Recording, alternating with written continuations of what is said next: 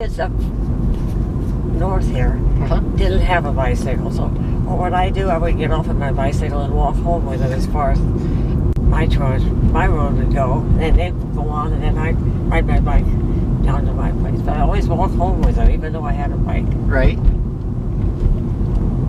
Water out. Turn here. Yeah. Not a good. And we used to herd cattle along this road. We really had to watch for the train and everything because we had the cattle out. We'd walk along there, herd them up that side of the road.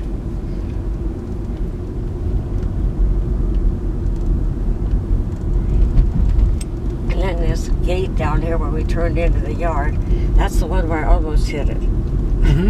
Oh, the gate that you almost hit the gate or the telephone pole? When you turn in sideway here, I almost hit that thing.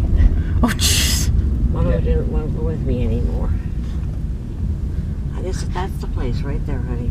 This is the place that... That's the place Walter jumped out the window. Oh, He jumped. Yeah, Oh, he jumped or you pushed him out the window? Which version is the story? Honey, I pushed him. We'll cross over and we'll turn back around. I guess go straight ahead. If you want to. There was a lot of accidents on this road. Right here. A lot of them didn't want to stop there, so they would just scoot through and they get smashed. And this is where trucks would come along, they'd be loaded with fresh peas. They would have harvested them. They'd stop here and wait for the traffic, and us kids would be hiding in the bushes. Not just us kids, the neighborhood kids would jump out and start Eating the peas right off the truck? Oh, we would jerk the whole vines off as much as we could. And then we'd run over, take them home, and Mama would cook them up. They'd take theirs home to their mother, but they knew we were hiding there. And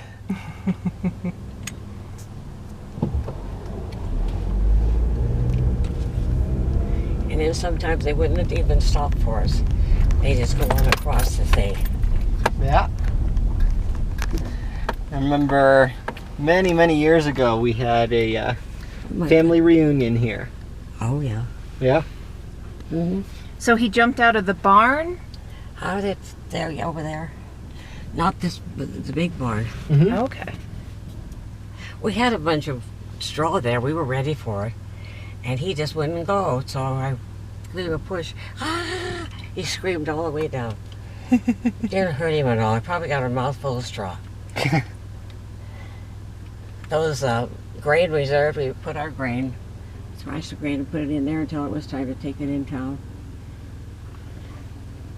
That barn also back there was a barn where we had cows and stuff. Leave them in there, and Mama and Daddy would milk them. And pretty soon my brother got old enough that he helped. Do you remember roughly how big the herd was? Oh, I really don't. I don't. But this is where the big horses were and everything in that big barn. See, the chickens were back there. But this is where it was mostly. It didn't hurt him at all. It really didn't. And you know, a long time ago, he called me on the phone and he said, "This is Walter, the kid you pushed out of the barn." I don't remember that. "Oh, yes, you do," he says. Now, this area in here has been built up since. Yeah. Man, it really has built up in here. I just find it interesting that you had dairy cows because my sister-in-law's parents, they have a big dairy farm.